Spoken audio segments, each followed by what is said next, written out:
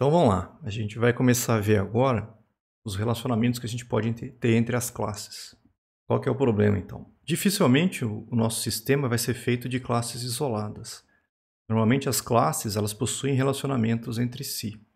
Esses relacionamentos eles têm que ser mapeados, certo? Na hora de fazer a parte de persistência do banco.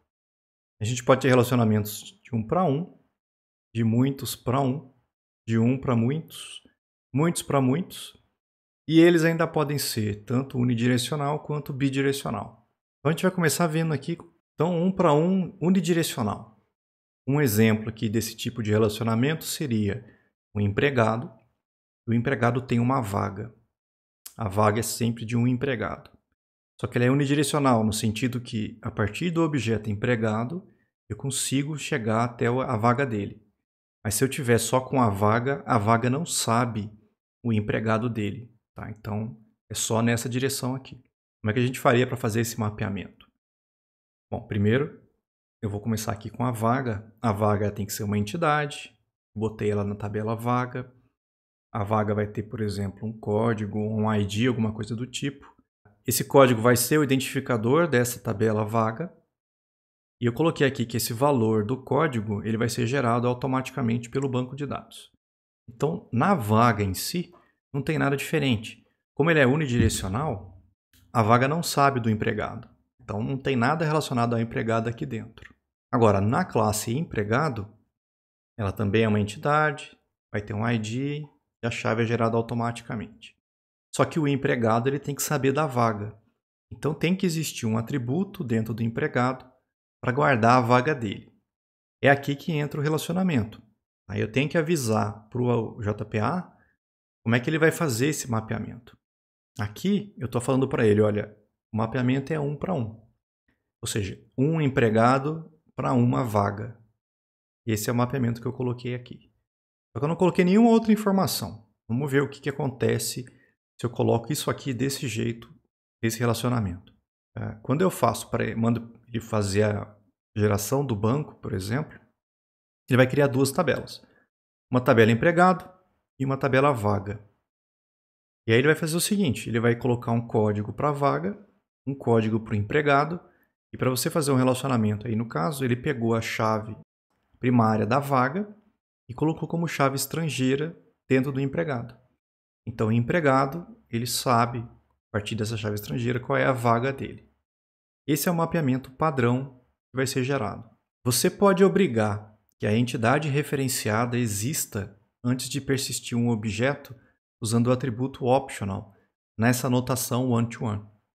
Então eu posso falar para ele o seguinte, olha, essa vaga dentro do empregado, ela é opcional ou não? Dessa forma, a JPA vai dar erro caso não exista uma vaga no objeto ao persistir o empregado. Então, se você fala que não é opcional, tem que existir uma vaga antes dele poder salvar o objeto empregado. Se você não coloca esse optional false, a JPA poderia colocar null na chave estrangeira dentro do empregado. Então, do jeito que eu coloquei aqui, eu não avisei que essa vaga ela é opcional ou não. Eu não falei nada disso. Então, do jeito que está, ele pode, na hora de fazer a persistência, se você dentro do empregado não tiver colocado uma vaga aqui, ele poderia vir e colocar nulo aqui dentro, como se não tivesse vaga. Agora, se você quer obrigar que exista uma vaga, você pode colocar o optional igual a false. E aí, se não tiver uma vaga aqui dentro, na hora de salvar esse empregado, ele vai dar erro. Cascade. Por padrão, as operações executadas no empregado, elas não são cascateadas para a vaga. Quando eu vou lá, por exemplo, e salvo o empregado, por padrão, ele não vai salvar a vaga no banco para mim. Mesma coisa, se eu de repente viesse e apagasse o empregado, ele não vai automaticamente vir e apagar a vaga do empregado do banco para mim. Esse é o padrão dele. Tá? Então, o Cascade ele não existe por padrão. Então, eu teria que, no meu programa, salvar uma vaga anteriormente, deixar essa vaga sob o controle da JPA, por exemplo, logo após a inserção ou depois que eu fiz uma busca, e então colocar essa vaga dentro do objeto empregado para aí poder salvar esse empregado no banco de dados. A gente pode alterar esse padrão de cascata nas operações usando esse cascade.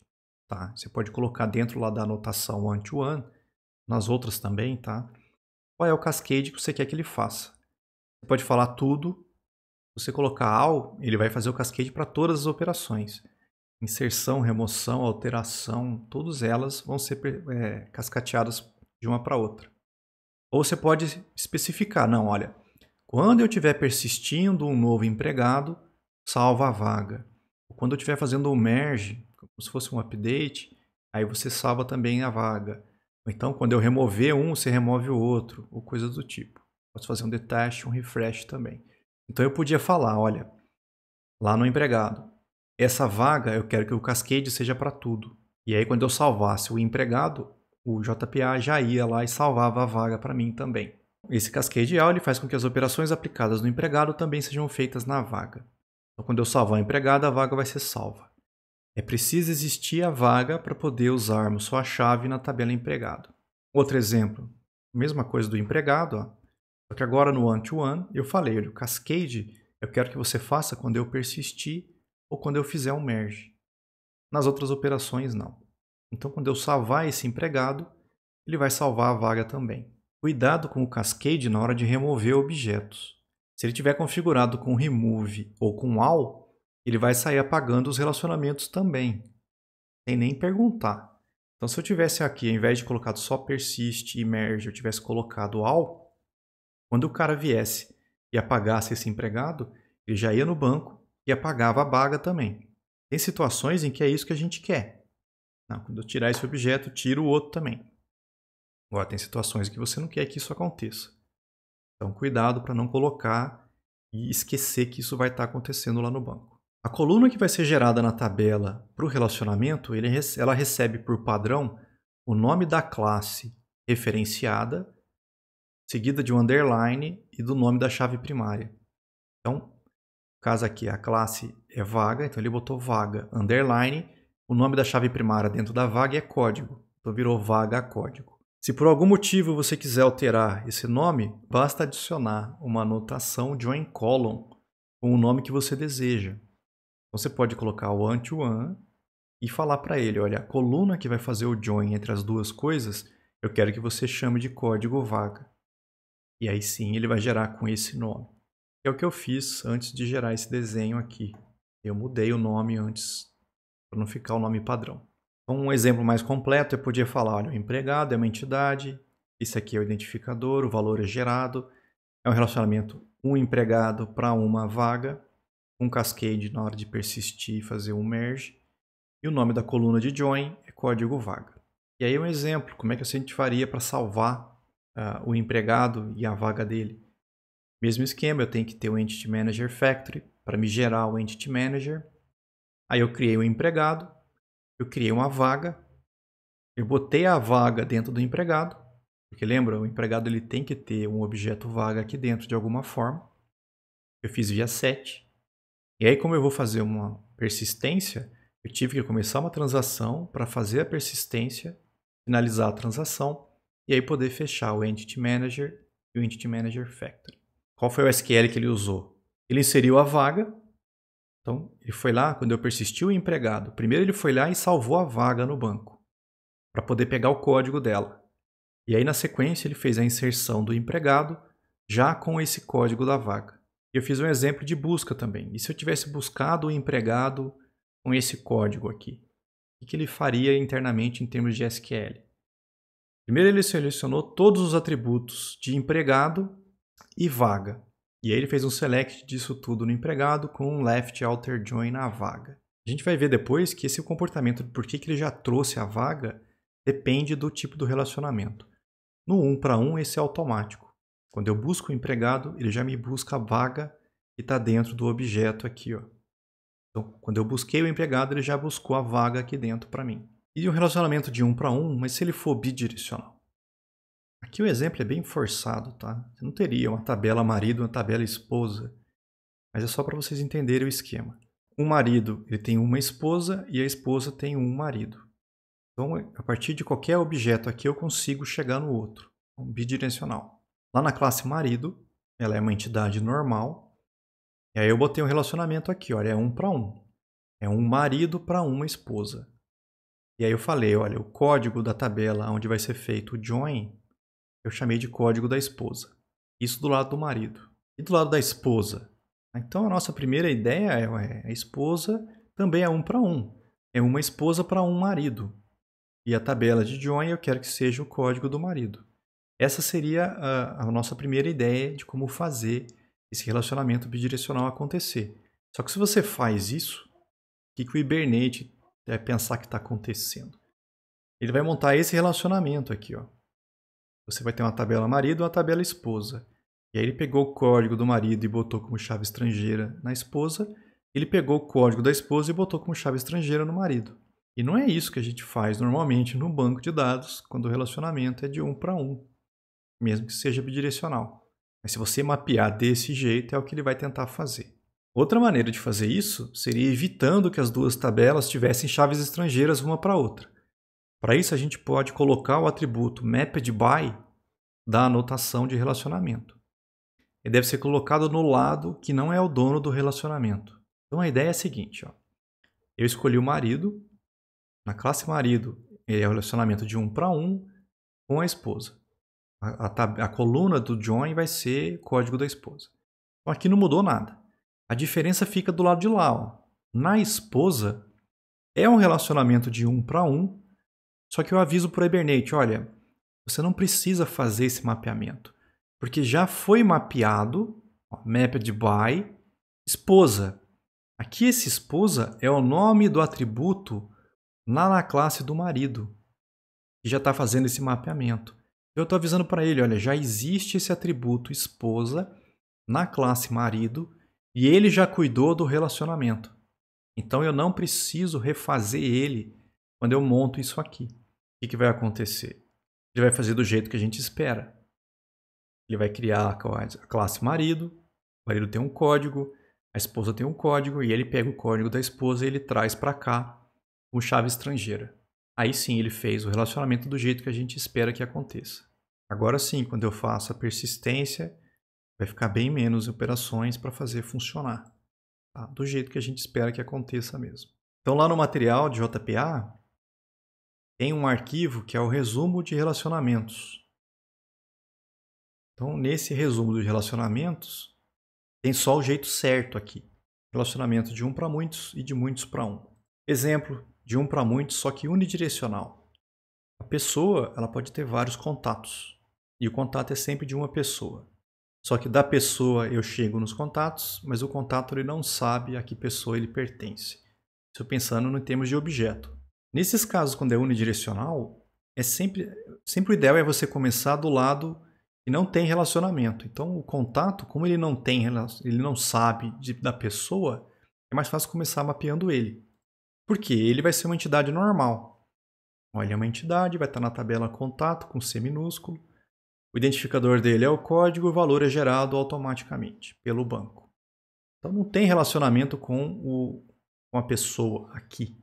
E aí, do lado da pessoa, o que a gente vai fazer? Já vou explicar isso aqui. A classe pessoa é uma entidade, tem o identificador, o valor é gerado automaticamente. Só que agora, como é muitos contatos, na hora de guardar isso dentro da pessoa, eu tenho que ter uma coleção. E aí eu vou lá e faço o seguinte, eu declarei nesse exemplo ó, uma lista de contato. Eu chamei de contatos e eu joguei um array list aqui dentro. A anotação que a gente usa para fazer o mapeamento é 1 para muitos. Porque a ideia aqui é uma pessoa para muitos contatos. Eu anotei aqui para a gente colocar, ao invés de uma list, um set. O set é para guardar um conjunto no Java. Qual que é a vantagem do set em relação à lista? Mais para frente, quando a gente estiver fazendo buscas, tem algumas situações em que, por exemplo, a pessoa, além de ter vários contatos, ela pode ter vários endereços. Se você tenta fazer um select em que busca todos os contatos e todos os endereços, o Hibernate não permite que você faça isso usando list. Porque a lista ela é uma estrutura de dados que permite valores null e a lista ela mantém ordem nos elementos. O primeiro elemento, o segundo elemento, o terceiro elemento.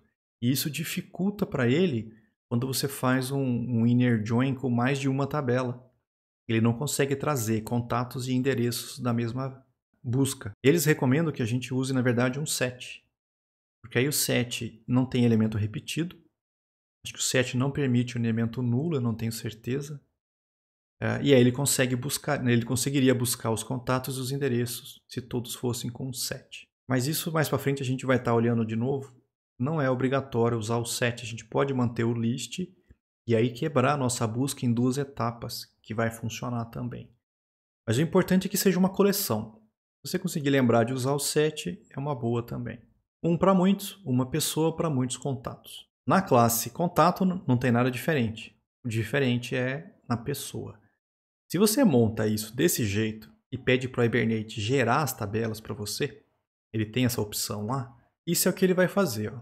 Ele vai ter uma tabela pessoa, ele vai ter uma tabela contato, e ele vai criar um pessoa contato com 2 colunas. Ele chamou aqui de pessoa código e contatos código. Esse é o nome padrão que ele dá. Mas aí você para e olha, mas peraí, relacionamento de um para muitos. Geralmente, um para muitos, você não tem uma tabela de ligação. Essa tabela de ligação ele aparece quando seria muitos para muitos.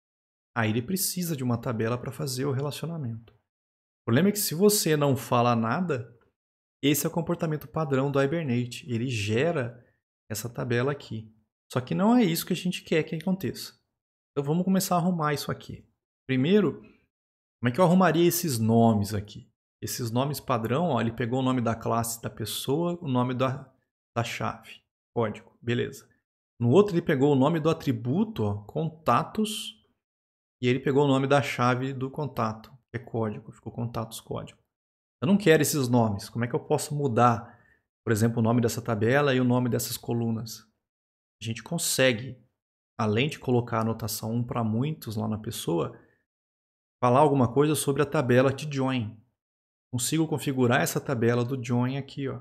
Por exemplo, eu posso definir o nome dela do jeito que eu quiser.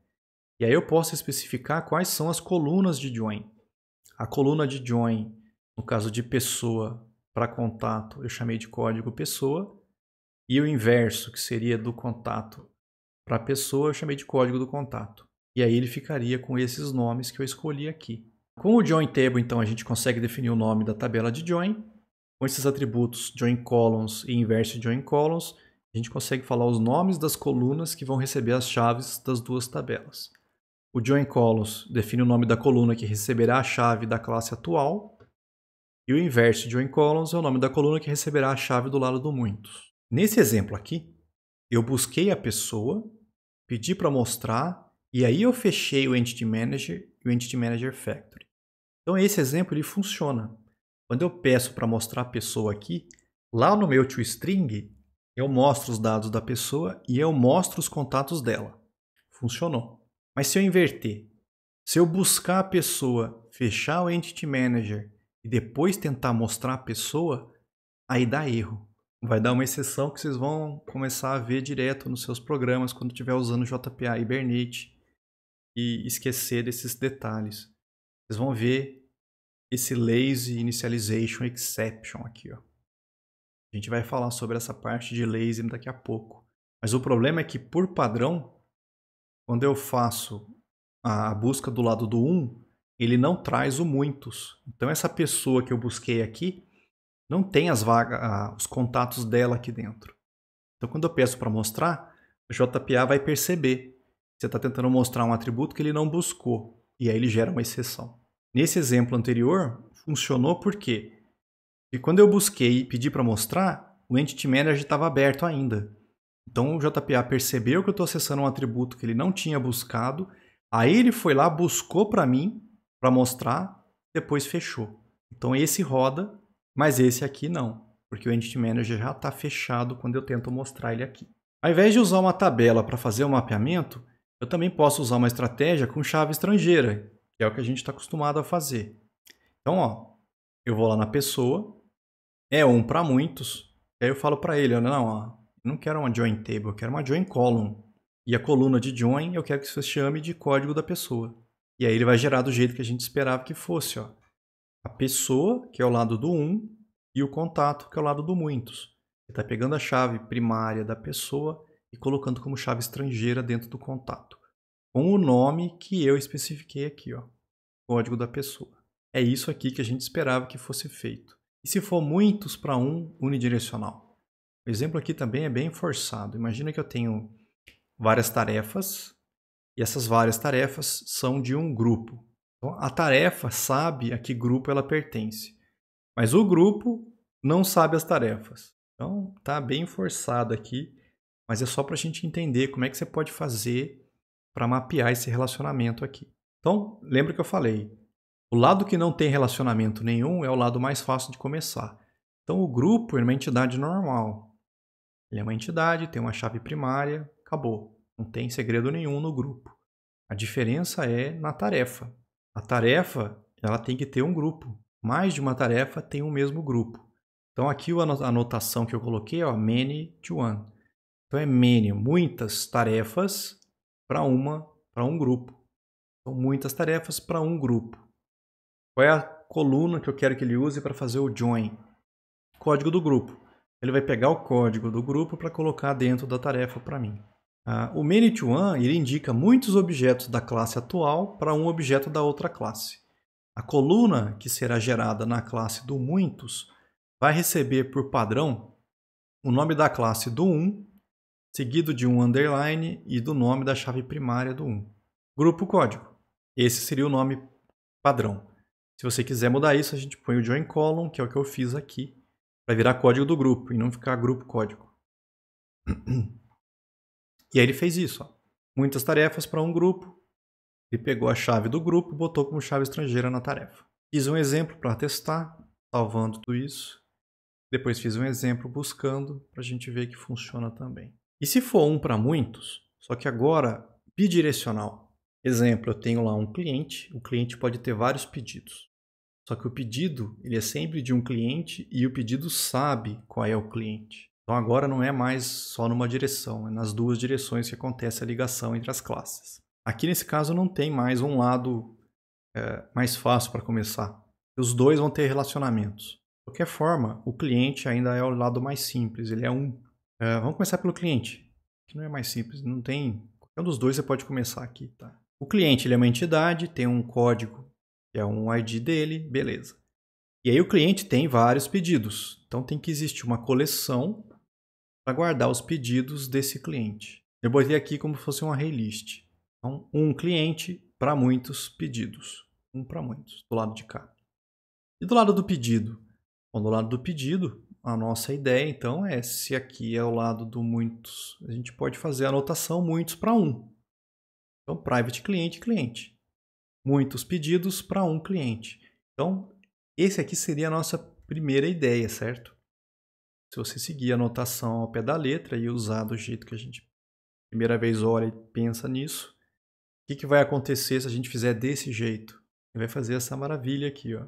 Pedido, cliente, cliente, pedido. Tá? Tosco.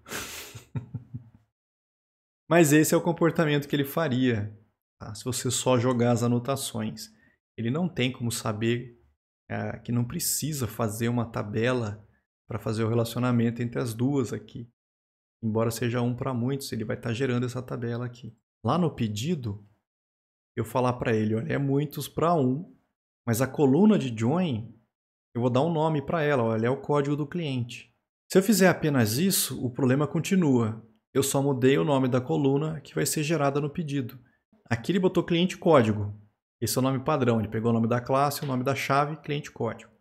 Quando eu venho aqui e ponho o nome, o código do cliente, eu não resolvi o problema, na verdade. Eu só mantive, só mudei o nome dessa coluna aqui para código do cliente. O jeito correto seria fazer o quê?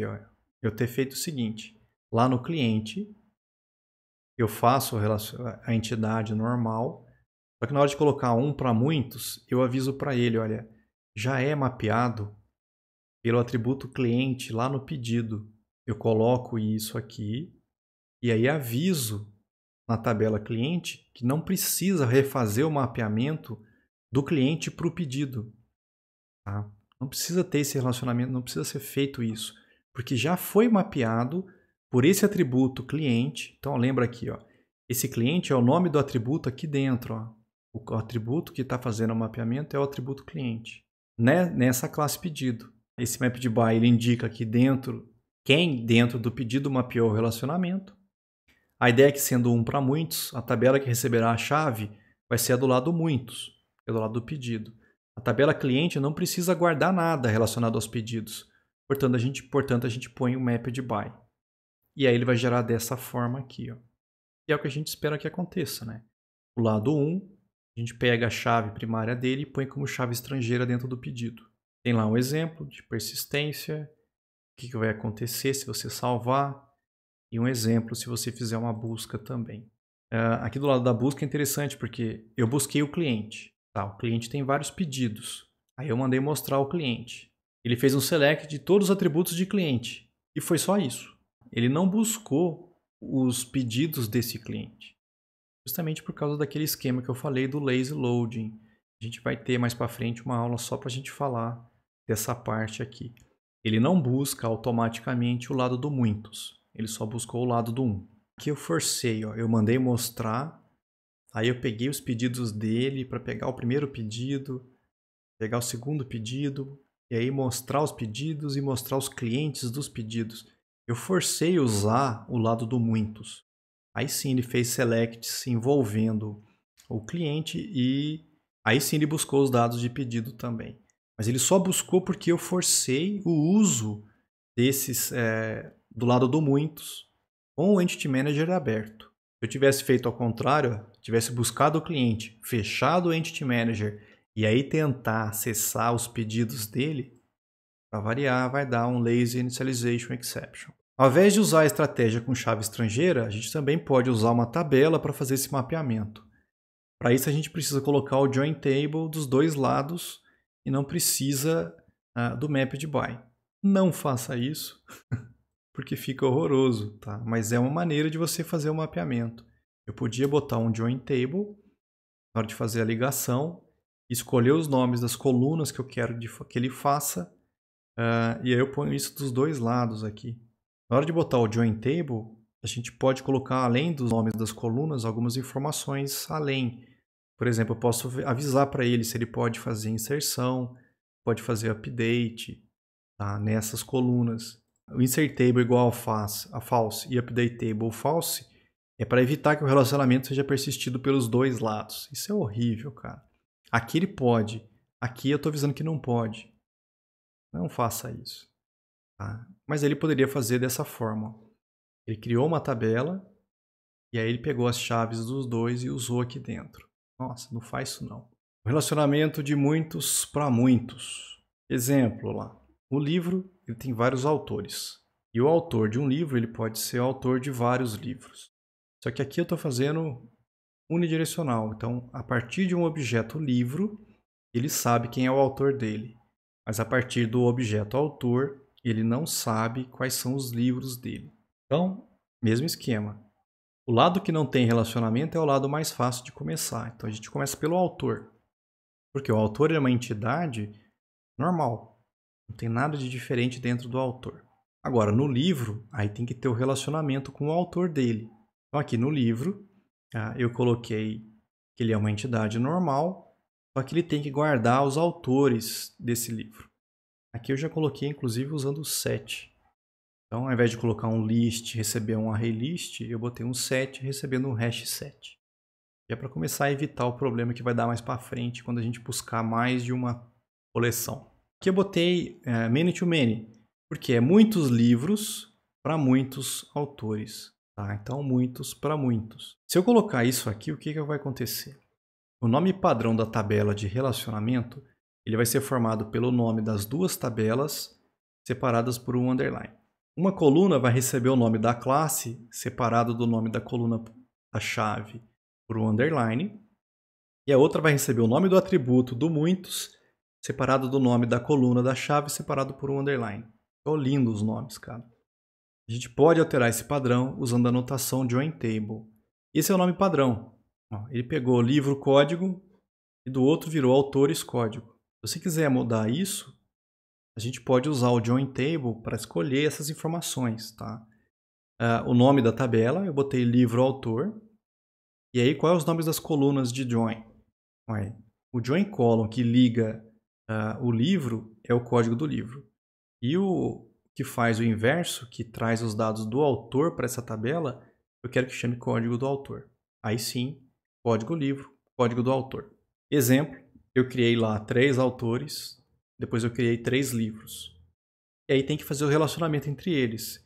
Então eu botei no primeiro livro 3 autores, no segundo livro 1 autor, no terceiro livro 2 autores. E aí eu mandei salvar todo mundo. Ele fez o que eu pedi, ó. Ele salvou o primeiro autor, depois o segundo, depois o terceiro. Aí ele seria o primeiro livro, seria o segundo livro, e seria o terceiro livro. Então ele fez, inseriu 3 autores, 3 livros. E aí ele tem que fazer a ligação deles. No meu exemplo aqui, eu fiz 1, 2, 3, 4, 5, 6 ligações. Então ele foi lá e inseriu 6 tuplas naquela tabela, usando esses códigos que ele criou quando ele fez essas inserções. E se eu pedisse para buscar os 3 livros, por exemplo? Ele fez um select de todos os atributos de livro com código 1, com código 2 e com código 3. Aí eu só busquei. Quando você busca o livro, lembra que o livro ele tem um relacionamento com os autores. Só que como é mais de um autor, ele não trouxe os autores automaticamente. Agora, se eu peço para buscar o livro e aí eu peço para mostrar esse livro, e no toString do livro eu mostro os autores dentro do toString, com o Entity Manager aberto, o que acontece? Aí ele busca os autores também. Ele busca os dados de livro, faz inner join com o autor e traz as informações todas para você. Mas isso porque o Entity Manager está aberto ainda quando eu faço para mostrar. Se eu tivesse feito as 3 buscas, fechado o Entity Manager e aí pedir para mostrar os livros, já viu? Vai cair Lazy Initialization Exception. E a gente faz isso direto, sem querer, a gente esquece disso, fechou o Entity Manager e aí tenta usar o objeto, batata, Lazy Initialization Exception. Só lembrar, você está tentando acessar um atributo que não foi buscado pelo JPA. E se for muitos para muitos, mas for bidirecional? E se o livro soubesse dos autores dele e o autor souber dos livros dele? Como é que a gente faz para fazer esse mapeamento? No livro, muitos livros para muitos autores. E aí eu botei um join table aqui, já para falar para ele, olha, eu quero que seja uma tabela com esse nome e as 2 colunas que recebem as chaves eu quero que seja código livre e código do autor. E do lado do autor? Do lado do autor também é muitos para muitos agora. São muitos autores para muitos livros. Só que, lembra que se eu colocar outro join table, ele vai fazer uma bagunça, cara. Eu não preciso, porque o mapeamento já foi feito dentro da classe livro, nesse atributo autores. Então aqui eu já aviso para ele, olha, é muitos para muitos, mas espera aí, porque já foi mapeado pelo atributo autores dentro da classe livro. E aí sim ele vai fazer isso aqui para a gente. Ó. Vai ter o mesmo mapeamento com uma tabela, fazer a ligação do lado de muitos para a gente. Exemplo, agora é mais complexo, porque eu criei 3 autores, criei 3 livros, só que eu tenho que ligar todos eles agora. É muitos para muitos e eles se conhecem. Então, ó, eu tive que pegar os livros e dizer quem eram os autores deles. Então, os 3 livros têm autores. E aí eu tive que ir lá nos autores e avisar quais eram os livros dele. E aí eu mandei salvar todo mundo. Salva os livros, salva os autores. Mesmo esquema. Inseri os 3 autores, inseri os 3 livros. E aí fez os 6 relacionamentos que eu coloquei aqui nesse exemplo. Na busca, eu pedi para buscar o livro. O primeiro livro.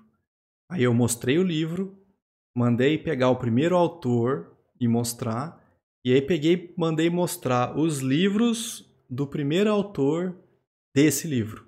Antes de fechar o Entity Manager. Ele fez o quê? Ele buscou esse mundo de informação para mim e mostrou na tela, tranquilo.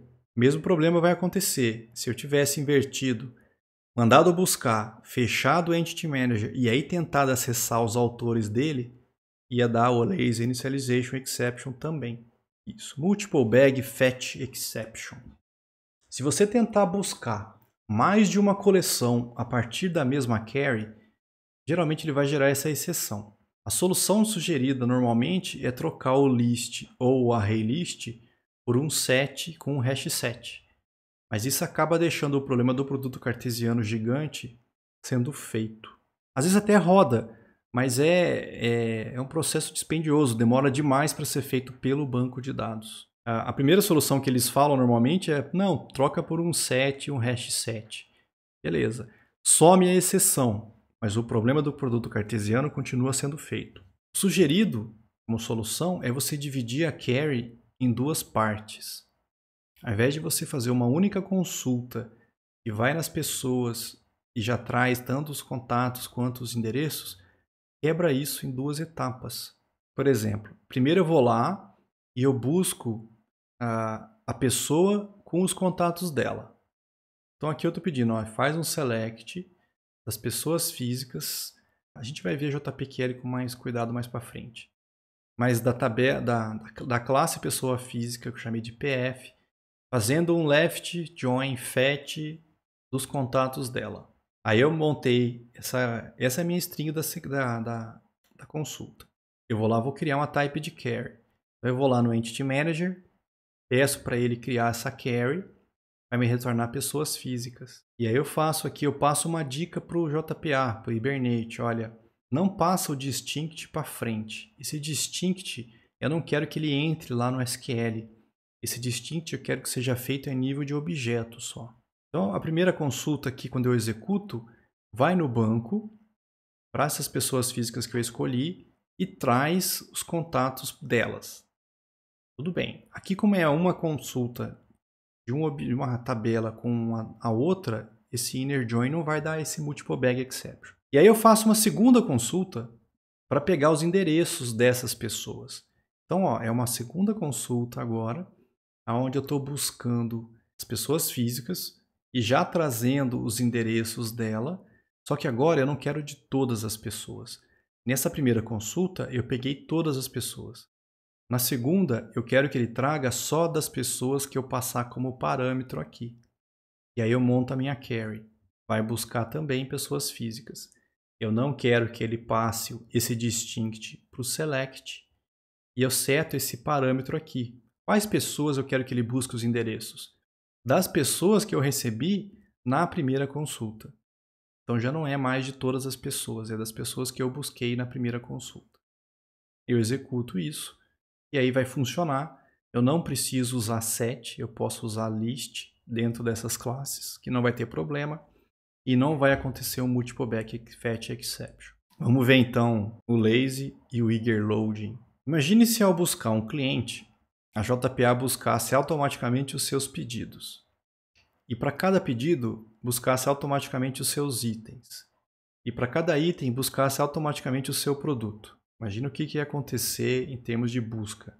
Tá, imagina, eu peguei o João, e aí quando eu buscasse os dados do João, ele trouxesse todos os 100 pedidos do João. E aí, para cada um desses pedidos, tivesse pelo menos 10 itens lá dentro. E cada um desses 10 itens tivesse um produto. Se fosse automático isso, ele ia trazer um mundo de informação do banco para a memória. E se o produto soubesse os itens em que ele foi usado, e os itens soubessem os seus pedidos, e os pedidos soubessem os seus clientes, você ia buscar os dados do João e ia trazer o banco inteiro para a memória, moçada. Praticamente todas as informações iam estar carregadas, sendo que você só queria os dados do João. Se fosse automático, ia ser um problema gigante para a gente. Nós conseguimos controlar o comportamento da JPA definindo o tipo de carregamento ou tipo de inicialização. Eu tenho dois tipos que a gente pode usar.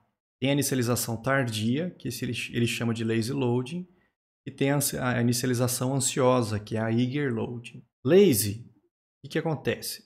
Os dados devem ser trazidos para o objeto apenas quando forem necessários. Então não é automático, ele não vai lá e traz para você direto. Ele só vai trazer quando precisar desses dados. Então o JPA vai fazer uma consulta no banco de dados caso você acesse esses dados. E só vai fazer isso se o Entity Manager estiver ativo. Tá? Se não estiver ativo, vai dar um lazy exception lá da vida, lazy initialization exception. No eager, os dados eles devem ser trazidos para o objeto imediatamente.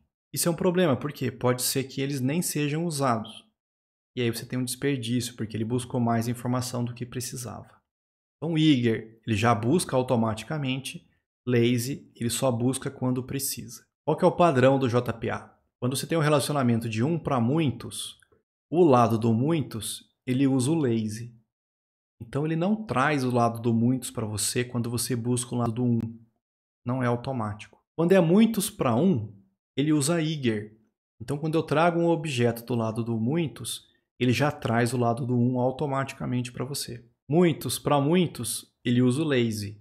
Ele não traz o muitos. E o one-to-one, ou 1 para 1, ele já traz esse lado do 1 para você automaticamente. Ele é eager. Então sempre que é alguma coisa para 1, ele traz o 1 para você. E sempre que é qualquer coisa para muitos, ele usa o lazy, ele não traz automático para você. O padrão ele pode acabar causando problemas na sua aplicação. Normalmente o que acontece é que o Entity Manager está fechado e você está tentando acessar um atributo marcado com lazy. Mas a JPA não pode trazer essas informações, porque o Entity Manager está fechado. E aí você tem aquela exceção que eu mostrei para vocês. Outro problema pode ser em termos de eficiência. A gente pode precisar alterar a consulta ao banco de dados para evitar que a JPA faça diversos acessos ao banco para buscar esses dados. Então, por exemplo, se é automático, de repente ele está buscando informações para você, mas de maneira que não é o mais eficiente. De repente você podia você mesmo montar uma consulta e já traz as informações que você precisa. Então vai ser mais eficiente se você fizer isso, ao invés de deixar a JPA gerar automaticamente. Esse padrão ele pode ser alterado mudando o atributo fetch dos relacionamentos. E aí você pode usar os dois tipos de fetch, o eager e o lazy.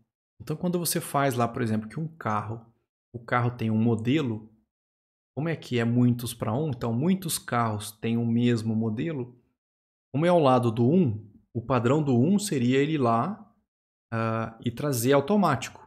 Então quando eu carregasse qualquer carro, ele já viria com o modelo carregado.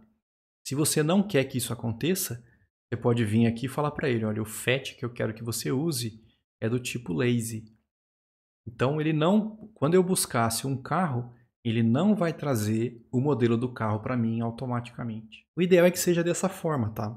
Não traz nada automático, só traz quando você precisa, porque aí o acesso ao banco fica mais eficiente. Dá um pouco mais de trabalho na hora de implementar, mas pelo menos você sabe o que está acontecendo. Tá? Desde que você seja consistente e sempre faça dessa forma, fica mais fácil para você fazer a sua aplicação. Vamos ver como é que a gente pode fazer o mapeamento quando eu estou envolvendo enumerações. Não sei se vocês lembram de enumerações do Java. Normalmente a gente aprende enumeração em C, mas não vê no Java. Mas também existem enumerações no Java. Qual que é a ideia da enumeração? A gente define uma série de termos dentro da enumeração, a gente dá nomes aqui. E esses nomes, se você não falar nada aqui, eles recebem valores automaticamente dentro do seu programa. Por que isso? Ao invés de você inventar códigos, por exemplo, imagina que o hatch compacto eu quero que seja o código 1, o hatch médio eu quero que seja código 2. Mas ao invés de fazer o programa usando o código 1 e código 2, porque daqui uma semana você não vai lembrar o que é 1 e o que é 2, a gente cria uma enumeração. E aí eu defino hatch compacto, hatch médio, sedã. Internamente o Java atribui valores para esses caras. Mas o importante é que no meu programa eu não preciso usar o valor, eu posso usar o nome que eu coloquei dentro da enumeração. Então eu posso criar uma enumeração, ó, categoria, e aí aqui eu crio uma variável, categoria que eu chamei de C, com o valor minivan, categoria.minivan. Eu não sei quanto vale isso, mas para mim no programa não importa.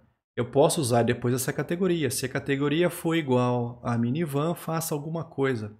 É bom isso aqui porque daqui a um mês você não tem que descobrir o que era o código da minivan. Está escrito aqui. Então você não tem problema de ficar usando vários valores inteiros soltos. Cria uma enumeração que é muito mais fácil para você controlar. No Java, a enumeração é um pouco mais avançada do que a gente faria em C. Isso aqui é o que a gente faria, por exemplo, no programa em C também. No Java, a enumeração pode ter atributos, pode ter construtores, pode ter métodos dentro dela. Não é uma classe, é uma enumeração, mas eu posso ter isso dentro dela. Nesse exemplo, eu criei uma descrição. Então existe um atributo descrição dentro da enumeração categoria. Eu criei um construtor que recebe a descrição e guarda a descrição dentro da categoria. E eu botei um método que retorna qual é o valor da categoria da descrição da categoria atual. E aí aqui dentro a gente cria os valores automaticamente que eu quero dentro dessa enumeração. Então, por exemplo, hatch compacto é como se eu estivesse chamando o construtor aqui, ó. Para o hatch compacto, o valor que eu quero para a descrição é hatch espaço compacto. Então, ele vai usar esse valor no construtor e guardar essa string na descrição desse valor da enumeração aqui, ó. E eu fiz isso para cada um deles. Por quê? Você guardando essa descrição, você pode usar ela depois no seu programa. E aí não precisa ficar fixo lá no código, fica dentro da enumeração. Eu posso mostrar essa descrição na tela para o usuário, ao invés de mostrar esse valor que não faz o menor sentido aparecer para o cara. Mas e aí, se eu tenho uma enumeração dessa no meu programa e eu estou usando essa categoria dentro de um carro, por exemplo, como é que fica isso no mapeamento? Então, imagina que eu tenho lá o modelo do carro e dentro do modelo do carro, esse modelo do carro ele é uma entidade, ele vai ser salvo numa tabela do banco para mim, nessa tabela modelo carro aqui. Mas dentro do modelo do carro eu tenho uma categoria. Essa categoria ela é uma enumeração. Como é que eu faço para mapear essa categoria que é uma enumeração dentro do banco? A gente vem aqui nesse atributo categoria e anota ele com enumerated. Então eu estou avisando para o JPA que essa categoria é uma enumeração. E qual é o tipo que eu quero que ele use para guardar essa enumeração? Eu botei aqui como sendo string. Nós temos duas opções. Ou eu uso enumtype string ou eu uso enumtype ordinal. Qual é a diferença? O JPA ele vai criar uma coluna chamada categoria nessa tabela e nela ela vai guardar, dependendo do tipo, a gente escolhe como é que ela vai guardar o valor lá dentro. Se você põe string, ele vai colocar o texto da enumeração lá dentro. Então, por exemplo, se o valor da enumeração fosse hatch compacto, ele ia botar essa string hatch compacto dentro dessa coluna na minha tabela. Se você colocar ordinal, ele vai colocar o número da opção da enumeração. Então ele vai guardar 0, 1, 2 e 3. Por exemplo, aqui 0, 1, 2, 3, 4, 5, 6 e 7. Ele ia guardar de 0 a 7 dentro da coluna categoria. Se você coloca string, ele põe o nome que ele colocou da enumeração como sendo texto lá dentro. Outro exemplo, se eu tivesse uma enumeração sexo, eu defini duas, masculino e feminino, com essa descrição. Lá na pessoa, eu podia ter um atributo do tipo sexo, eu botei aqui, ó, enumerated, usando string também. Então, quando eu salvasse essa pessoa, dependendo do valor que tiver guardado aqui dentro, como eu botei string, ou ele vai escrever masculino, ou ele vai escrever feminino. Se eu tivesse colocado como ordinal, ao invés de string, ele ia colocar, por exemplo, 0 ou 1 lá no banco para mim. E na hora que eu faço a busca, é automático, viu, galera? Quando eu faço a busca de uma pessoa, ele vai no banco, ele sabe que a string está escrita lá é masculino, então ele sabe que vai ter que pegar e criar uma enumeração de sexo com o valor masculino e colocar aqui para mim. Ele já faz esse mapeamento da enumeração para a string e da string para a enumeração. Vamos ver como é que a gente faz o mapeamento envolvendo data e hora com JPA Hibernate. A JPA 2.2 ela já tem suporte para o Java 8. Por isso não é preciso fazer nada diferente ao mapear um atributo de data e hora. Então se você dentro da sua classe estiver usando o JavaTime do Java 8, então duração, instante, local date time, local date, local time e assim por diante, eu não tenho que fazer nada em termos de mapeamento. O JPA já consegue mapear isso para você, para as colunas numa tabela, por exemplo. Os tipos que ele usa para guardar são esses aqui. Então, uma duração ele põe big int, um instante ele põe timestamp, local date time é timestamp, local date ele usa date, local time ele usa time, e aí o restante também está aqui para vocês depois. Eu tenho uma classe pedido, é uma entidade que eu quero salvar no banco, e lá dentro eu tenho dois atributos, eu quero a data da compra e a hora da compra. Eu botei aqui, ó, local date e local time. Essa coluna que eu coloquei aqui é só porque eu não quero que ele coloque o nome na tabela do banco de dados como data compra desse jeito, igualzinho ao nome do atributo.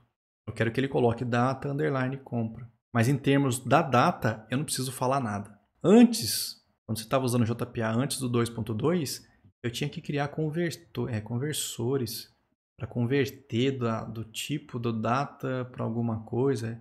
Dava um trabalho bacana. Agora é automático, ele já faz para mim automaticamente. Vamos ver como é que a gente mapeia herança com JPA e Hibernate. Vamos ver um exemplo aqui, ó. Eu tenho uma classe pessoa, só que eu tenho pessoa física e eu tenho pessoa jurídica. Então, física e jurídica tem herança de pessoa. Existem 3 maneiras de fazer o mapeamento envolvendo herança. Eu tenho lá o tipo joined, single table e table per class. Quando eu uso esse inheritance type joined, os atributos específicos das subclasses ficam em uma tabela diferente dos atributos da superclasse. E um join é feito automaticamente. Se eu coloco single table, ele vai ter uma tabela só para toda a hierarquia de herança. E esse é o padrão. Se você não fala nada em termos de tipo de herança, ele vai tentar usar o padrão single table. Então, ele colocaria uma tabela só para guardar todas as informações. E se eu colocar table per class, ele vai criar uma tabela para cada classe de entidade concreta.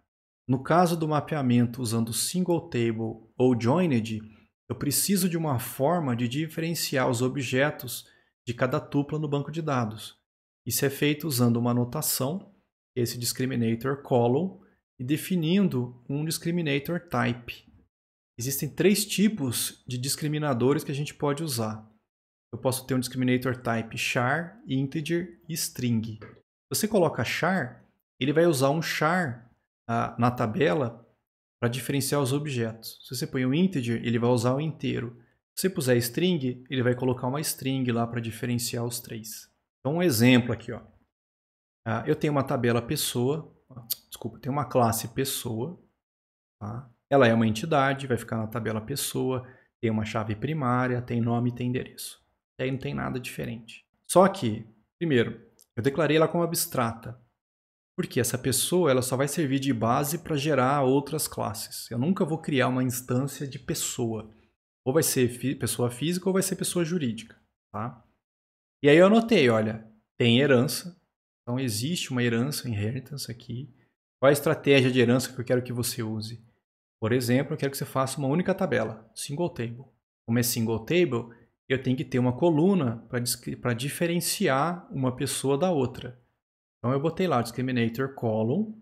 Qual é o nome da coluna que eu quero que ele guarde? Eu chamei de tipo pessoa. E qual é o tipo que eu quero que ele use para discriminar um do outro, para diferenciar um do outro? Eu quero que ele use uma string. Tá? Então eu já defini toda essa parte de herança na classe pessoa. Quando eu vou lá e crio a pessoa física tem herança de pessoa. Também é uma entidade. Eu não preciso falar qual é o ID. O ID já veio por herança da classe pessoa. Já tem isso aqui dentro da pessoa física aqui. O que eu tenho que colocar é qual é o valor que ele usa para diferenciar as pessoas físicas. Como eu coloquei que eu quero string, aqui eu botei a string física. Então é essa string que ele vai jogar na coluna tipo pessoa quando ele estiver salvando uma pessoa física. E quando eu for uma pessoa jurídica, qual é o valor que eu quero que ele jogue no banco? Eu quero que ele jogue a jurídica, essa string aqui. Então ele sabe que é esse valor de string que ele vai pôr nessa coluna quando ele estiver salvando uma pessoa jurídica. A tabela, como é que ela fica quando é single table? Vai ter o código, os dados da pessoa, a parte da pessoa física, a parte da pessoa jurídica, vai estar tudo junto numa tabela só, mas vai existir um campo aqui, ó, tipo pessoa, para guardar uma string para dizer se os dados que ela está lendo agora é de uma pessoa física ou se é de uma pessoa jurídica. Eu fiz um exemplo, salvando uma pessoa e salvando a outra, não tem nada diferente aqui. A busca também. Aqui, o legal da busca é que você vê que quando eu vou lá e peço para ele buscar uma pessoa física de código 1, quando ele monta o select, ele já põe uma condição, né, desse select onde o tipo da pessoa é igual à física. Ele já sabe que é essa string que ele tem que ter no tipo. Ele faz a busca.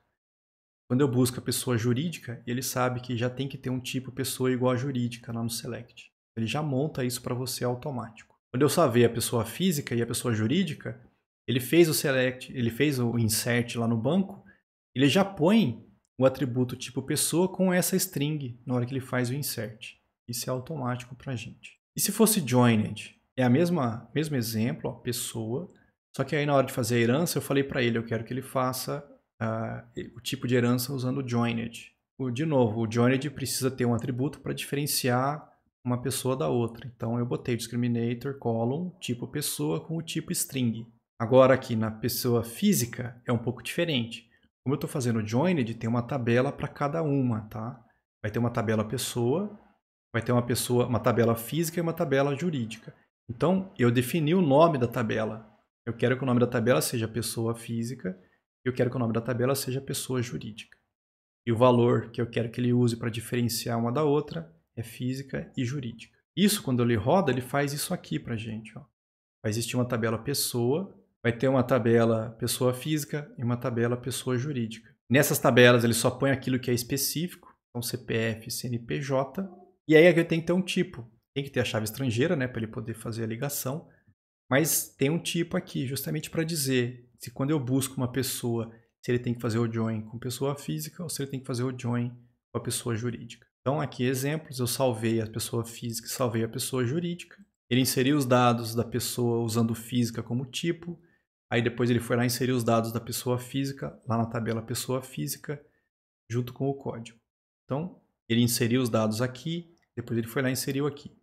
Quando eu salvei a pessoa jurídica, ele inseriu os dados nessa aqui, depois inseriu aqui, já com o tipo correto. Quando eu faço a busca da pessoa física, ele já fez um select de todos os atributos da tabela pessoa e da tabela pessoa física, já fazendo um inner join. Ele já faz automático para mim a ligação entre as duas coisas aqui. E se eu usasse table per class? Esse table per class, para cada classe que não é abstrata, ele gera uma tabela. Tá? Então eu botei aqui, olha, inheritance, tem herança, estratégia, table per class. A classe pessoa, ela é abstrata, então ele não vai gerar uma tabela pessoa. E aí nas outras duas classes, na física com herança de pessoa e na jurídica, qual é a tabela que eu quero que ele use? Pessoa física e pessoa jurídica. E aí o que ele faz? Na verdade, ele vai gerar duas tabelas, pessoa física e pessoa jurídica. Não existe uma tabela para pessoa, porque ela é uma classe abstrata. E aí o que ele faz? Ele guarda os dados das duas coisas. Ele pega os dados da pessoa, por exemplo, o nome e o endereço, mais os dados da pessoa física, CPF, e põe aqui. E na outra tabela, mesma coisa. Ele pega os dados da pessoa, nome e endereço, mais os dados específicos da pessoa jurídica, que é o CNPJ, e põe tudo isso aqui. Quando ele põe esse alto aqui, ele não vai usar uma coluna, não. Na verdade, ele vai criar uma sequência. Porque qual que é o problema? Imagine que eu insira a primeira pessoa. Essa primeira pessoa é o código 1. Então ele vai lá, imagine que eu insira uma pessoa física. Então ele vai lá para a pessoa física, código 1. Quando eu insiro uma segunda pessoa, e essa pessoa é uma pessoa jurídica, o código dela eu quero que seja 2. Mas como eu estou inserindo nessa outra tabela, se eu tivesse usado um esquema como a identidade, é a primeira vez que eu insiro um código nessa tabela. Aí ele ia começar esse código com 1 de novo. Então a primeira pessoa física é código 1, a primeira pessoa física, jurídica seria código 1 também. Ia dar uma bagunça danada aqui. Então ele não pode usar esse esquema da identidade. Então quando eu ponho esse alto aqui, o que ele faz na verdade, ele gera uma sequência. Vai existir uma tabela, ele chamou aqui de Hibernate Sequence, e guarda qual é o próximo valor. Então quando eu vou no banco e eu insiro uma pessoa física, ele vem aqui nessa tabela e olha qual é a próxima chave que eu tenho que usar. Vai estar guardando o 1 aqui. Então ele pega esse 1, ele usa no código da pessoa física e já incrementa esse valor para 2.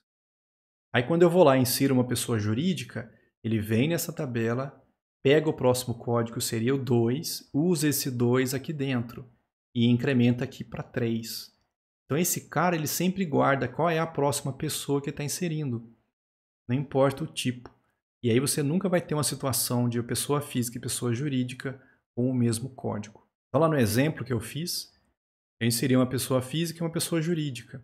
Ele fez o select do valor da sequência, ele já atualizou o valor da sequência para o próximo número, ele buscou primeiro antes de inserir, tá? Já selecionou o próximo valor da sequência e atualizou o próximo do valor da sequência. É como se ele pegasse um valor para essa pessoa física e já um valor para essa pessoa jurídica. Aí sim, ele inseriu a pessoa física e aí inseriu a pessoa jurídica, usando esses valores que ele pegou aqui. Ele pegou aqui como se fosse 1, escreveu 2 aqui e usou esse 1 aqui. Aí ele pegou esse 2, atualizou aqui para 3 e usou esse 2 aqui. Então, se eu inserir a próxima pessoa, ele vai pegar o 3 e atualizar aqui para 4. Aí a pergunta normalmente dos alunos nesse momento é: e qual que eu uso, professor?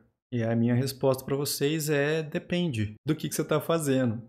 Por exemplo, quando você faz esse table per class, ele repete os dados da superclasse nas duas tabelas. Nesse exemplo, não vai fazer muita diferença, cara. São dois campos, endereço e nome. Agora, se a minha superclasse tivesse 30 atributos diferentes, ele ia criar 30 atributos aqui e repetir 30 atributos aqui. Fica esquisito você ter esse monte de atributo nas duas tabelas. Dá a impressão que é um desperdício você ter isso tudo. De repente, isso numa tabela separada é mais negócio.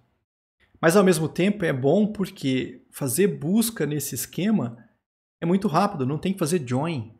Quando eu quero buscar uma pessoa jurídica, ele vem nessa tabela e pega a pessoa jurídica. Acabou. Não tem que fazer join com nenhuma outra tabela. Já nesse caso, quando eu ponho single table, não, o joined aqui, esse caso aqui. Bom, não tem desperdício, porque os campos não estão repetindo, tá? Os dados da pessoa, se tivesse 30 atributos na pessoa, a minha tabela física jurídica não está repetindo 30 atributos uma na outra. Mas, ao mesmo tempo, quando eu vou buscar uma pessoa física, ele tem que fazer um join entre essas duas tabelas. E aí demora um pouco mais para fazer. E o outro caso, quando é single table? Qual que é o problema quando é single table? Aí o problema é na subclasse. Porque como os atributos das duas subclasses vão vir para cá, imagina que essa minha classe física tem 30 atributos e a jurídica tem mais 30. Você vai acabar aqui com 60 atributos diferentes, mas nunca vai usar os 60 na mesma pessoa. Você só vai ter 30 usando e 30 vazios, tanto se for física quanto se for jurídica. Então aqui também há um desperdício de espaço, porque os atributos nunca vão estar sendo usados nas duas coisas. Tá? Mas, de novo, é rápido pra caramba, porque não tem que fazer join. Ele só pega pelo tipo, ele já acha a pessoa. Depende da quantidade de atributos. Tá? Hoje em dia, espaço em disco não é tão problemático assim. Então, eu costumo usar o single table. Mesmo que tenha campos que fiquem vazios, é mais fácil para a gente fazer funcionar esse cara aqui. Então, não tem uma resposta assim que sirva para todos os problemas. Você vai ter que sentar e pensar no que vai acontecer no banco quando você começar a inserir dados e buscar dados, principalmente.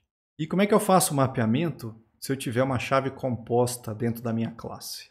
Imagina que o meu veículo, eu não tenho um código no veículo. Quando é código, é um atributo só. Beleza. Mas e se eu quisesse guardar como código como identificador do meu veículo, a placa e a cidade dele? Então, para mim, a minha chave primária dentro do veículo vai ser a placa dele e a cidade dele ao mesmo tempo. Então, é uma chave composta. Como é que eu faço isso em termos de Hibernate JPA? O que a gente pode fazer é o seguinte. Eu podia criar uma classe, eu chamei aqui de veículo ID, tá? O identificador de veículos. Lá dentro eu vou ter uma string para guardar a placa e uma string para guardar a cidade. E aí eu aviso para o JPA que essa classe ela é embeddable. O que é embeddable? Ela é embutível. Tá? Ela vai ser embutida dentro de uma entidade. Essa notação está dizendo isso. Vai existir um objeto veículo ID que vai ser embutido dentro de uma outra entidade. Por exemplo, lá no veículo. Tá? Então, aí no veículo, eu vou usar um veículo ID aqui dentro. E aí eu aviso para ele, olha, esse veículo ID que você está colocando aqui é um embedded ID.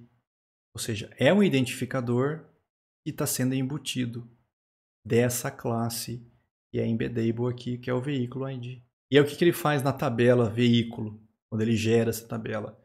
Ele sabe que tem que pegar esses atributos dessa classe e botar como colunas aqui dentro, como chave primária. Isso é automático. E aí quando eu salvo, por exemplo, um veículo, ele vai lá e insere todos os dados na tabela veículo.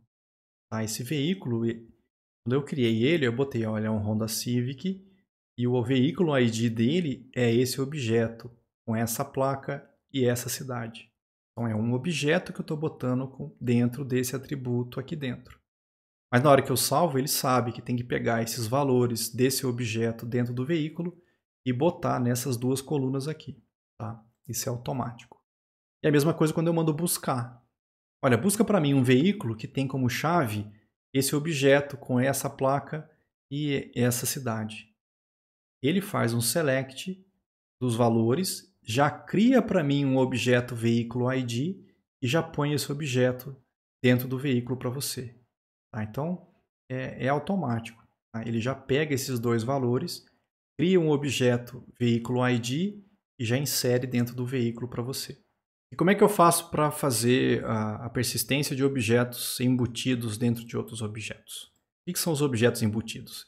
Existem algumas situações em que você não quer o comportamento normal da JPA. Então eu não quero que os dados fiquem em tabelas diferentes, para você não ter que ficar fazendo join toda hora. Mas o sistema é legado e você não pode fazer mudanças, por exemplo. É outra situação que pode acontecer. Nessa situação, a gente pode usar objetos embutidos. Ele chama aí de Embedded Objects. Qual que é a ideia? Imagina que eu tenho uma classe aqui, proprietário. Esse proprietário tem nome, telefone e e-mail. E aí eu anotei essa classe com o embeddable, do mesmo jeito que a gente fez lá na chave composta. Ele vai ser um objeto que pode ser embutido dentro de outra entidade. E aí lá no veículo, o que eu fiz? O veículo ele continua tendo aquele veículo ID, mas agora o veículo ele tem um proprietário. Só que, imagina assim, eu não quero que ele crie uma tabela proprietário para guardar nome, telefone e e-mail. E aí na hora que eu fizer buscar o veículo, ele tem que fazer um join com a tabela proprietário. Eu não quero isso. Ou então eu não posso fazer isso porque o sistema eu herdei e o sistema já está implementado assim. Aí eu faço o quê? Eu pego esse atributo proprietário e anoto ele com embedded. Não é embedded ID não, tá? Porque não é a chave, não é identificador do veículo. É só um objeto que vai ser embutido aqui. O que ele vai fazer para mim? Quando ele for criar a tabela veículo, já tem a chave composta aqui, mas aí ele vai pegar os dados nome, telefone e e-mail do proprietário e ao invés de colocar numa outra tabela, ele já traz para cá, ó, nome, e-mail e telefone. Já vai ficar direto dentro da própria da classe veículo. Por que ele está assim? Ou porque você não quer que ele faça uma outra tabela, ou porque de repente o sistema já tinha essa tabela desse jeito. Mas aí na hora de fazer a orientação ao objeto, você achou melhor organizar criando uma classe proprietário. Exemplo, eu criei um veículo, eu setei o ID dele, e aí eu setei um objeto proprietário lá dentro, é a GrossBuilder, com esse telefone e esse e-mail. Persistir o veículo. Ele foi lá e inseriu todos os dados na tabela veículo. Depois eu fiz uma busca, olha, busca para mim o veículo que tem essa placa dessa cidade, esse veículo ID. Ele já fez um select de todos os dados da tabela veículo e já retornou o objeto veículo com o veículo ID e com o proprietário lá dentro para mim. Vamos ver o que são atributos transientes. Alguns atributos de classes eles podem existir apenas para facilitar alguma operação da classe, sendo que seus valores não precisam ser obrigatoriamente salvos no banco de dados. Às vezes, tem algumas situações, imagina que você tem um cálculo que ele é feito toda vez dentro da classe. E aí você não quer ficar repetindo. Você pode fazer uma vez e guardar num atributo. Tá? Mas esse valor não precisa ser salvo no banco, porque esse valor ele pode ser calculado de novo de repente. Como é que eu faço para evitar que a JPA salve esse atributo no banco de dados? A gente marca ele como sendo transiente, ou seja, ele não precisa ser salvo no banco de dados. Se as suas anotações de mapeamento estiverem sendo colocadas nos métodos get, ao invés dos atributos, o mesmo pode acontecer. A JPA ela pode encarar um método auxiliar que está sendo usado internamente ou para facilitar alguma operação, como sendo uma propriedade que precisa ser salva no banco de dados. Nesses casos também podemos marcar esse método como transiente. Nos nossos exemplos, nenhum deles está usando as anotações nos métodos, mas a JPA permite, tá? Então, imagine que tem esse valor calculado, ele é um atributo da minha classe. Só que ele é calculado pela classe, então ele não precisa ficar salvo no banco. Então eu vou lá e anoto, olha, @transiente. E aí o JPA sabe que quando ele for persistir a classe, esse atributo não tem que ir para o banco. Bom, como é que eu faço o mapeamento de coleções de tipos básicos dentro de uma classe? Imagine que a sua classe tem um atributo que é uma coleção de algum tipo básico. Nesse caso, você não quer ter que criar uma outra classe para esse tipo básico e configurá-la como sendo uma entidade para poder usar objetos dela dentro da sua classe. Você só quer guardar esses valores simples no banco de dados em uma outra tabela, já que é uma coleção e não é apenas um valor. Vamos ver o exemplo que vai ficar mais claro. Imagina que um cliente ele tem uma lista de telefones. Então, um cliente pode ter mais de um telefone. E eu guardei isso numa lista. Só que o telefone é uma string que eu estou guardando. É só uma lista de string. Tá? Eu não quero ter que criar uma classe telefone para guardar uma única string, ter que fazer ela virar uma entidade, para ter que criar uma tabela no banco para guardar os telefones desse cliente. Eu não quero que ele tenha que fazer isso, certo? Porque assim é um valor string simples, é uma coleção de um tipo básico. O que eu faço nesse caso? Eu anoto ele como sendo um element collection, ou seja, uma coleção de elementos. Eu posso definir qual é a tabela dessa coleção, com esse collection table. Eu falo para ele, olha, põe nessa tabela cliente telefone. E qual é a coluna que eu quero que ele faça para fazer o join? Ou seja, como é que eu vou fazer a ligação entre um cliente e essa tabela cliente telefone? Olha, eu uso uma coluna código do cliente. E aí o que vai acontecer? Quando eu for salvar um cliente, automaticamente ele vai criar para mim essa tabela cliente telefone. Ó. Guardar lá o número do telefone, que eu botei como nome dessa coluna, ó, o número do telefone, e o código do cliente que eu anotei aqui como sendo a coluna de join. Tá? Então, eu não precisei criar uma classe telefone para guardar o número do telefone e mapear ela como uma entidade. Já vai fazer isso para mim automático, só de ter feito um element collection com um collection table aqui. Quando você inserir um cliente com vários telefones, ele vai inserir os dados do cliente aqui e os telefones ele vai fazer a inserção nessa outra tabela. E quando você fizer, a gente tem um exemplo aqui, ó. Quando eu gravo esse meu cliente com 2 telefones, ele insere os dados do cliente e aí põe os 2 telefones na outra tabela. Mesma coisa quando eu busco o cliente. E aí eu peço para mostrar os telefones dele. Ele fez uns dados, ele buscou os dados dos clientes e aí ele fez um select de todos os dados do cliente telefone com o código desse cliente. Tá? Lembrando que aqui ele buscou automático porque eu estou dentro da mesma transação aqui. Ó. Ou melhor, o Entity Manager continua aberto aqui. Lembra que o lado muitos ele não vai buscar automático. Ele só buscou porque estava aberto. E como é que eu faço o mapeamento se eu tiver uma coleção de objetos tá, embutidos? Não é mais objetos, não é uma coleção de tipos básicos, é uma coleção de outros objetos. Exemplo, agora o meu telefone tem um prefixo e aí tem um número. Eu vou anotar ele com embeddable e aí lá no meu comprador, esse comprador ele pode ter uma lista de telefones. Aí o que eu vou fazer? Essa lista de telefones, lembrando esse objeto, essa classe telefone, eu anotei com embeddable, tá?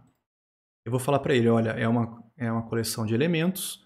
A tabela para guardar essa coleção, eu quero que você chame de cliente telefone. A coluna para isso, eu quero que você chame de código do comprador para receber a chave do comprador dentro do telefone. E aí tá lá. Ele vai gerar para mim essa tabela comprador telefone com os dois atributos dessa classe e vai pegar a chave do comprador e colocar aqui. Nesse caso aqui, a gente não tem tanto ganho quanto a gente usa uma coleção de tipos básicos. Aqui não custava nada eu ter pego esse telefone e ter feito ele virar uma entidade, ligando ele já com o nosso comprador aqui. E acabar gerando a mesma coisa aqui para a gente. Exemplo, eu criei um comprador, coloquei 2 telefones, lembrando que os telefones agora são 2 objetos, mandei persistir o comprador. Ele inseriu o comprador e aí inseriu os 2 telefones. Quando eu busco aqui de novo, ó, esse comprador, e eu peço para mostrar com o Entity Manager aberto, ele buscou os dados da tabela comprador e aí ele buscou os compradores, os telefones desse comprador para mim. Isso porque estava aberto. Se eu tivesse fechado e depois tentado mostrar, Lazy Initialization Exception na cabeça. Se você quiser, você pode substituir o nome de uma coluna naquela tabela gerada pela JPA. Imagine que eu não quero que fique número e prefixo. É justamente os valores que está aqui, número e prefixo. Eu podia escolher, horrível, mas eu podia, ó, faz um override nos atributos aí, ou seja, sobrescreve os nomes. Qual é o override? Ó, o nome, número, a coluna, eu quero que fique número do telefone. Que horrível isso, gente. Eu consigo mudar. Então, ao invés de número, você vai escrever o número do telefone. E aí ele vai gerar a tabela, mas ele vai colocar o número do telefone ligado ao número daquela outra classe que a gente criou lá. Aí vem a minha pergunta, né? Para que mudar o nome do atributo desse jeito se a gente poderia ter feito isso direto na classe telefone? E para que complicar tanto se a gente podia ter usado um relacionamento de 1 para muitos entre o comprador e o telefone? Como é que eu posso fazer o mapeamento de objetos grandes? Então, imagina que o meu carro, eu quero guardar uma foto desse carro no banco de dados. Tem algumas maneiras que a gente pode fazer essa. Nesse exemplo, imagina que eu quero pegar a foto, o arquivo da foto, e guardar na minha tabela do carro. Então, imagina que a minha foto lá no Java está sendo carregada dentro de um vetor de bytes. O que eu faço para guardar esse vetor de bytes no banco de dados usando JPA? Eu anoto ele com @lob. Esse lob vem de large object. Ele vai salvar essa foto no banco e vai buscar a foto do banco quando você fizer a busca. É uma maneira de a gente fazer isso. Eu até marquei aqui, ó. O ideal, na verdade, é não salvar a imagem no banco de dados, e sim o nome dela. Tá? E aí a imagem em si fica dentro de um diretório do seu servidor.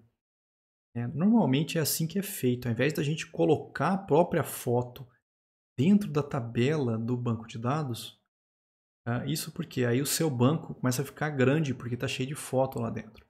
Ao invés disso, a gente guarda o nome da foto. A foto em si fica dentro de um diretório dentro do servidor. Então, na hora que você quer carregar a foto, você carrega, na verdade, o nome dela do banco. Com esse nome da foto, você vai nesse diretório e carrega essa foto.